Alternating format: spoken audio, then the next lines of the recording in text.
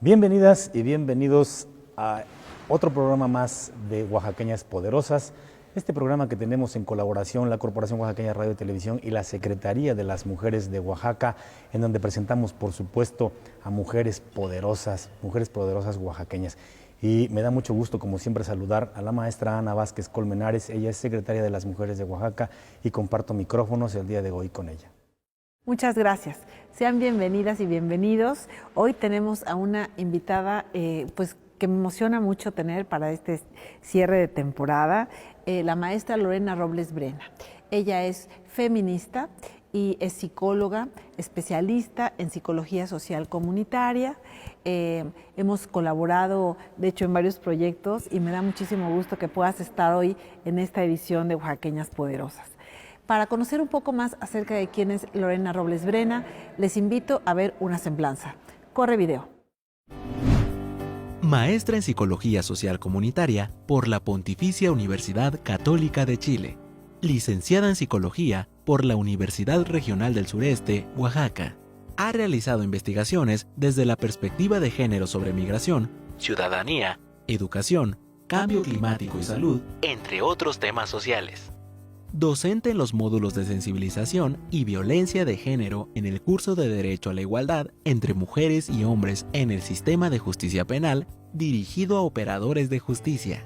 Actualmente es directora del Centro Oaxaqueño para la Igualdad, asociación civil, y coordina el proyecto de salud integral para mujeres Nosotras Libres, Ecosalud Corporal, en donde realiza proyectos de salud para las mujeres en las comunidades indígenas oaxaqueñas y acompaña a mujeres en consulta privada.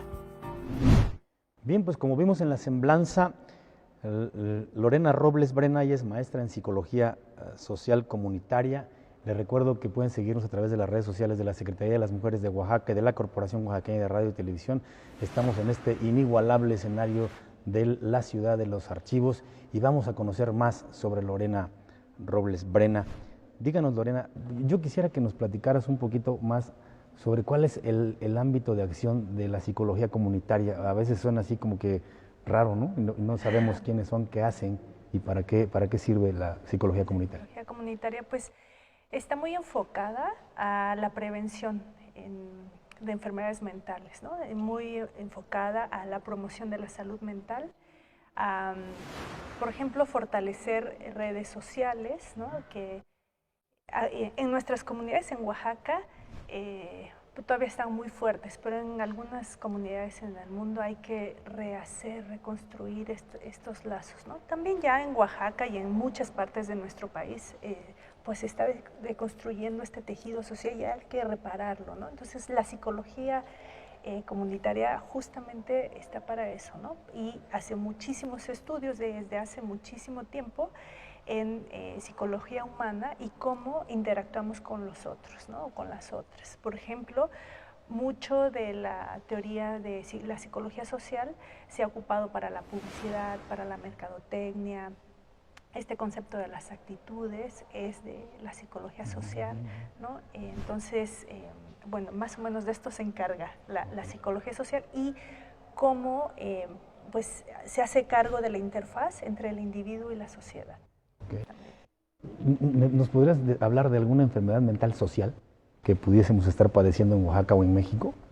Es muy clara la violencia y qué nos está llevando pues a un sinfín de daños y efectos a nivel económico, ¿no? Y a nivel también de la seguridad de las personas, la seguridad emocional, ¿no? Y la autoestima, los miedos que hay, por todo este contexto de violencia que hay. Y eso principalmente, podría decirte ese que está súper fuerte, ¿no? Y que tiene muchos costos económicos también. A mí me gustaría intervenir. ¿Qué saberes, qué conocimientos tenemos hoy para poder decir, a ver, sí tenemos que reparar el tejido social, claro, sí tenemos que fortalecer la psique, la autoestima de las niñas y los niños, tenemos que prevenir abusos, por ejemplo, abuso sexual infantil.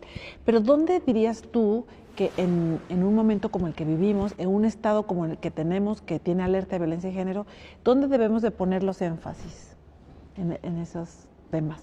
Yo diría como psicóloga que desde esta perspectiva, claro, que tenemos que regresar a mirarnos hacia adentro también. Es decir, en toda esta violencia social que hay, hemos olvidado un poco revisar qué nos está pasando, ¿no? ¿Qué nos está pasando al interior de las familias y qué nos está pasando al interior de nosotras mismas, ¿no? Y ha habido una como negación de la violencia, como negación de todo lo negativo, entre comillas, del ser humano, por ejemplo, el enojo, ¿no? Entonces, no nos permitimos sentir enojo, está desprestigiado el enojo y entonces lo vamos guardando y después explota, ¿no? Explota como en eventos violentos. Entonces, yo creo que es muy importante volver a mirarnos como seres humanos y reconocer que tenemos aspectos tanto positivos como negativos. En la medida en que no miremos los aspectos negativos, nuestras propias violencias, cómo nos violentamos a nosotras mismas o a nosotros mismos, pues vamos a tener un gran punto ciego o muchas áreas del ser humano que estamos reprimiendo. Y en psicología se dice que lo que se reprime regresa y mucho más fuerte, ¿no? Entonces, pues tenemos que hacernos cargo y revisarnos a nosotras, a nosotros mismos sobre nuestros propios enojos, nuestras violencias. Muchas veces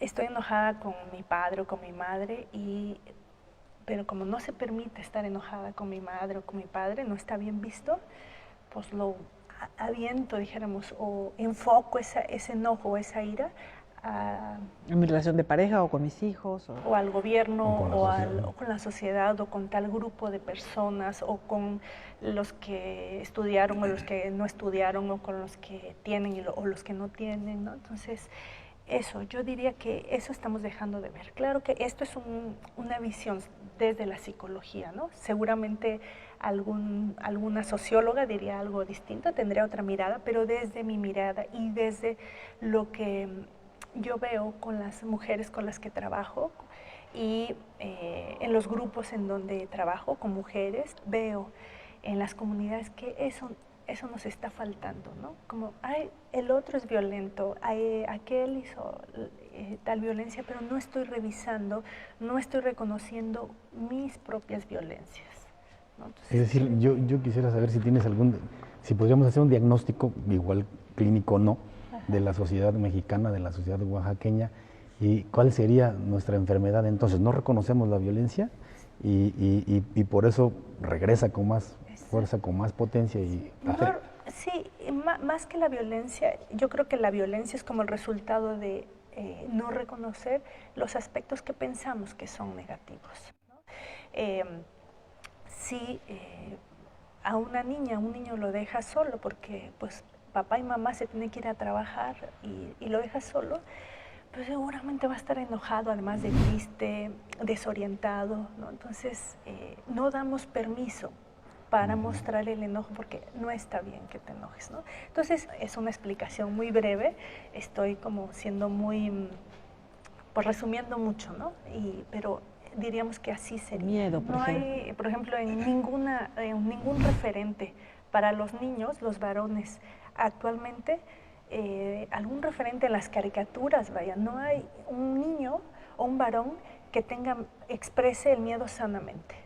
El único que tenemos y que lo ridiculizan por expresar el miedo es el amo de Scooby-Doo. ¿Cómo se llama? No recuerdo ahorita. Shaggy. Shaggy, ¿no? Y que es un ridículo porque el miedo como que lo paraliza, pero no está expresando sanamente su miedo. Entonces, vaya, ¿cómo le hago para expresar esto que tengo, ¿no? Si fuera un niño, pues es malo, y te dicen que es malo, y que los niños no deben de tener miedo. Sí, ¿no? Y en la caricatura solo ponen a unos hombresotes fuertísimos, claro. Y entonces, claro, ese niño, ¿cómo se va a relacionar cuando tiene miedo con ese personaje que todo el tiempo le están reproduciendo? Así deben ser los hombres, fuertes, conquistadores, avasalladores. Claro, dominantes. Claro, y por ejemplo se ha visto, perdón, nada más para cerrar justo con esto, que muchas veces la única emoción que se les permite expresar a los hombres es el enojo. Entonces el miedo, la tristeza, ¿no? La La soledad melancolía. se disfraza a través del enojo, porque eso es lo único que me permite mostrar. Entonces, pues esa emoción es válida si llego tarde y tú te enojas, pues, está bien porque eres hombre y no pasa nada. Y no puedes decir, Lorena, estoy triste porque me dejaste plantado o porque ya es tarde, ¿no? Entonces, muchas veces, muchas situaciones derivan en violencia porque los hombres no pueden conectar con otro tipo de emociones. Como una coraza. Exactamente. La coraza caracteriza. Es como como una máscara, el enojo es la máscara de estas emociones que no están siendo permitidas, ¿no?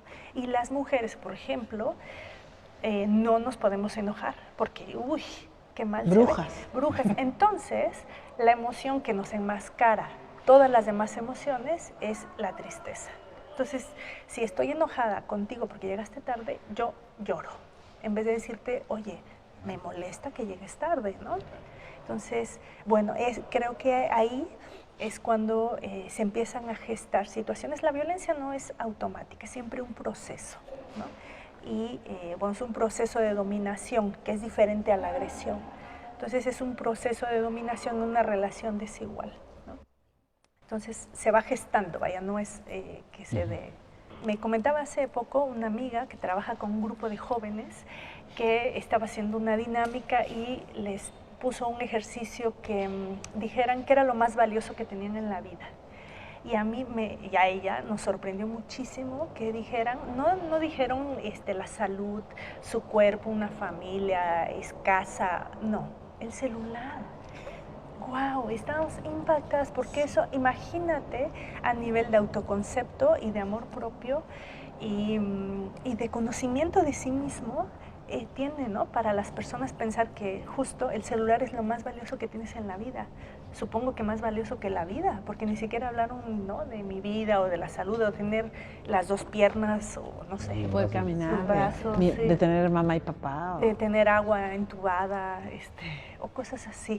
Entonces, efectivamente, y hay muchos estudios sobre el efecto de los videojuegos, de las tecnologías a nivel cerebral, incluso ya. Y sí tienen daños cerebrales y causan, pues no se desarrollan las habilidades sociales, la poca tolerancia a la frustración que tenemos, ¿no? Porque pues el Netflix y todo lo demás va a hacer lo que yo diga y lo que yo quiera. A la hora que yo quiera. A la hora que yo quiera. En cambio, para relacionarte, para desarrollar habilidades sociales, tienes que tener tolerancia a la frustración. A veces los conflictos son inherentes a las relaciones humanas y no estamos como habilitando a las niñas y a los niños para estas relaciones sociales actualmente, ¿no? Y sí, es preocupante porque están solos y solas, más solas creo y solos que nunca, y además con esta gran información que pues solos, ¿no? Y unos niños, me decía una vez... Y además como con un espejismo de estar acompañados, porque si tú les dices, pues están chateando con amigos, pero eso no es una verdadera relación humana, es un sucedáneo, ¿no? Claro. Es un sustituto. A mí me decía un amigo una vez que el internet sin supervisión era como tener un extraño, como dejar entrar un extraño a tu casa y con tu hijo o tu hija, y pues sin que tú lo supervisaras. Entonces, porque no sabes qué están viendo, quién le está diciendo, quién está atrás realmente. Y además acompañarlos. Y con un adulto en casa, ¿no? O un adulto que esté, a veces encargado de un grupo, pero que los esté acompañando justo. Ninguna tecnología va a sustituir la conexión, ¿no? A veces no podemos ni siquiera hablar el mismo idioma, pero seguro conectamos con las personas, ¿no? A través del arte, la música, podemos conectar sin hablar el mismo idioma. Y lo importante es hacer esta conexión y acompañar. Muchas veces yo he visto casos entre las mujeres con las que trabajo, de mujeres que crecieron en ambientes sumamente violentos, hostiles, y por ejemplo, colombianas, ¿no? Mujeres que además en barrios con muchísima violencia, y la diferencia la hizo la conexión y el acompañamiento del papá y la mamá. Aunque estuviera habiendo afuera balaceras, no importa si el estímulo o las condiciones son muy malas o muy buenas, lo importante es tener esta conexión, este acompañamiento, ¿no? de humano, de quien sea. A veces no está mamá, papá, pero una persona adulta que esté conectada, que te vea, que vea qué necesitas, qué quieres, ¿no? y cómo eres, ¿no? Oye, y para hacerle honor al programa que en otras invitadas les hemos preguntado, para ti, ¿quién sería esa conexión humana que te ayudó, que te marcó, que te dio fortaleza como mujer? Ay, pues muchas gracias, Ana, por reconocer esta fortaleza. Yo creo que han sido muchas mujeres. Han sido también mi padre, ¿no? Muchos hombres, muchas personas en realidad. Creo que he estado muy sostenida, soy muy bendecida porque ha habido este acompañamiento. Sobre todo yo creo a la que habría que reconocer mucho es a mi abuela materna, que estuvo ahí muy presente, y a muchas mujeres que me han ayudado a lo largo del camino. Mis maestras, me acuerdo de mi maestra de biología, de química, pues no sé, yo creo que mis maestros y mis maestras, ¿no? Y yo creo que eso se ha traducido en que a mí me apasiona ser maestra, dar clases. Sí, esa es mi pasión, ¿no? Y yo creo que tiene que ver con esto, que mis maestros y mis maestras me acompañaron, me vieron en momentos de crisis donde mi papá y mi mamá pues no podían acompañarme, no podían estar conmigo. Qué bonito. Pues felicidades a los maestros, a los papás, ¿no? Exacto, un mensaje a las maestras y los maestros que con vocación, que con dedicación, de verdad se empeñan y dedican buena parte de su vida a esta labor tan importante, ¿no? Y a crear mujeres poderosas como Lorena. Ni más ni menos. Yo quisiera hacerte una pregunta también, porque esto de la interacción, de la relación, entiendo que crea sinapsis cerebral también, ¿no? Sí, por supuesto. Bueno, las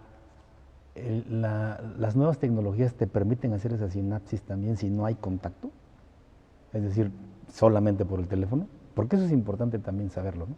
Mira, la verdad no tengo una respuesta así fundamentada en datos, pero mi sensación, de acuerdo a lo que he leído, es que no. Tiene que ser Tiene humana. que ser humana, sí. Acompañada, o sea, no solo. No estoy diciendo que sea, no estoy como diciendo que sea el diablo, el demonio, ¿no? No, pero sí tiene que haber acompañamiento, o sea, no es suficiente, sí tiene que haber esta interacción humana, ¿no?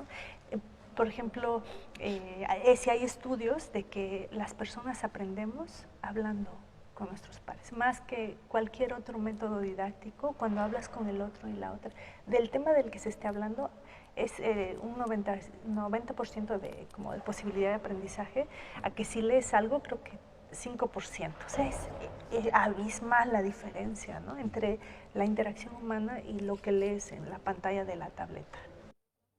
O en un libro.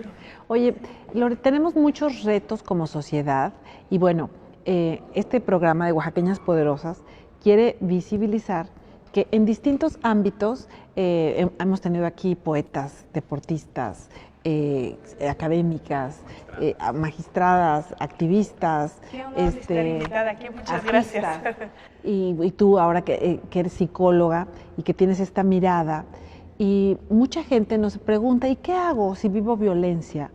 Normalmente la respuesta que escuchamos, por ejemplo, de muchas organizaciones es, bueno, tenemos feminicidios o tenemos violencia por la impunidad. Y lo que hay que hacer es denunciar. O sea, siento que estamos muy enfocados al ámbito como jurídico del asunto. Pero a mí me gustaría contigo intentar abordar el otro. ¿Qué se hace de la gente que nos está viendo aquí si están viviendo violencia? Tú como psicóloga, ¿qué podrías recomendarles? Y sobre todo, pues a las mujeres si están viviendo violencia de género, ¿no? Claro, una de las grandes creencias falsas que tenemos respecto a la violencia es que es culpa de las mujeres, ¿no? Y las mujeres que hemos estado en situaciones de violencia nos culpamos, ¿no? Entonces no buscamos ayuda porque creemos que nos hemos buscado esa situación. Entonces, sí, nos la hemos casi ganado, ¿no? Que no nos hemos ganado y ahora nos aguantamos. Es nuestra cruz y hay que llevarla. Entonces, lo primero que diría es que no están solas, que nos ha pasado a casi todas. Pueden ver las estadísticas en el INEGI, no solo lo digo yo.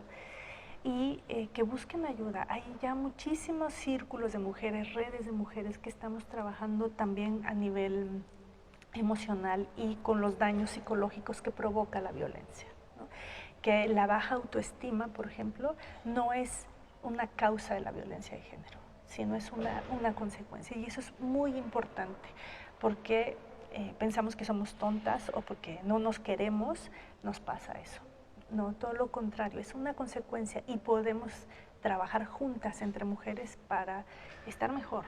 Ir sanando también, ¿no? Ir sanando. Estar más fuertes. Sí. Y claro, hay situaciones sin duda que me parece que merecen la denuncia y un castigo porque hay un delito, sí, pero no todas las violencias son delito y no creo que todo sea un tema de resolverlo con la cárcel, ¿no? Sí, o acompañado al tema jurídico tiene que estar este tema de reconstruirse. La violencia de género lo que hace es que nos, como a una casa, como si nos fuera quitando las estructuras, las traves, las columnas, ¿no? Es como, tiene los mismos efectos que la tortura psicológica y para eso se creó la tortura, para desmoronar a un ser humano, y eso es lo que hace la violencia de género. Entonces, pues yo les diría eso. Yo me enfoco mucho en mis talleres para mujeres en el tema de autocuidado, ¿no? Entonces, para mí es una manera de prevenir la violencia o de salir también, que nos da fuerza para salir de situaciones de violencia. ¿En qué consiste el autocuidado para quien no sabe? Para mí el autocuidado, cuando hablo de autocuidado, no es solo a nivel físico, de explorarte para prevenir cáncer de mama, sino es el desarrollo de la autonomía, es justo mirar hacia adentro, empezar a mirarnos hacia adentro y amarnos a nosotras mismas. Eso, y el proceso para amarnos, pues, es conocernos, hacer conciencia de lo que necesitamos, es empezarnos a ver, ¿no? Porque cuando estamos en una situación de violencia no nos vemos, no estamos viendo los efectos que tiene sobre nosotras, no estamos viendo nuestras necesidades, sino las necesidades de otro, los deseos, intereses de otra persona y no los de nosotras. Entonces, yo diría así, en resumen, el autocuidado es mirarse hacia sí misma, empezarse a conocer en todos los niveles, no solo a nivel físico, emocional, mental, espiritual, ¿no? Y de ahí empezarse a cuidar y amar, ¿no? Eso sería para mí. Cuando te amas, creo que cuando nos amemos, ya no es posible engancharnos en situaciones de violencia. Sí nos van a violentar, pero no nos vamos a quedar ahí o no vamos a seguir permitiendo esa situación. Nadie puede hacerte daño si no lo permites tú mismo, ¿no? Claro, sí, pero eso para las mujeres no está tan fácil, ¿no? Porque nos ya han llevado toda la vida diciendo que nos tenemos que aguantar ahí, que eso era una buena... Que es una cruz, de hecho. De hecho, acuérdate de el concepto de la mujer mexicana abnegada. ¿Qué es abnegarse? Negarse. Ay, qué interesante, sí, no lo había pensado así. Claro. Entonces, te niegas a ti misma en favor de otro. La mujer abnegada se sacrifica por el otro. Entonces, perdón, no parte de un amor a uno mismo. Entonces, claro. ahí... Y hay estudios, porque tenemos hay mucha confusión sobre el tema del autocuidado y el egoísmo. Pensamos que cuidarse o amarse a sí mismo es egoísmo. Y se ha visto, por ejemplo, la UNICEF tiene muchos estudios en el mundo que cuando las mujeres estamos mejor en educación, en salud, es automático, se eleva automáticamente los índices de bienestar de los hijos y las hijas. Y de desarrollo, es así, rapidísimo. Entonces dicen que las mujeres estén bien, es un doble dividendo, porque ayuda a la infancia también. Entonces, si las mujeres estamos bien, las demás personas vamos. La sociedad está bien. Exacto. Desgraciadamente, maestra Ana, Lorena, muchas gracias por estar con nosotros. Tenemos que despedir el programa. Les recuerdo que nos ven a través del 9.1 de TDT, la señal de la Corporación Oaxaqueña de Radio y Televisión, a través del canal 9 también en los sistemas de cable, y nos pueden seguir también en las redes sociales de la Secretaría de las Mujeres de Oaxaca y de la Corporación Oaxaqueña de Radio y Televisión. Nos vemos en la próxima entrega de Oaxaqueñas Poderosas. Muchísimas gracias, Lorena. Muchas gracias a todas y a todos por seguir esta transmisión. Y pues ha sido muy interesante. Hoy cerramos una primera temporada de este programa de Oaxaqueñas Poderosas, y pues queremos decirles que hay muchísimas mujeres en Oaxaca que merece la pena que conozcamos sus historias, que sepamos de sus saberes, de sus conocimientos. Gracias por estar, gracias por permitirnos entrar a sus hogares, y que sea para que continuemos con este programa. Muchas gracias.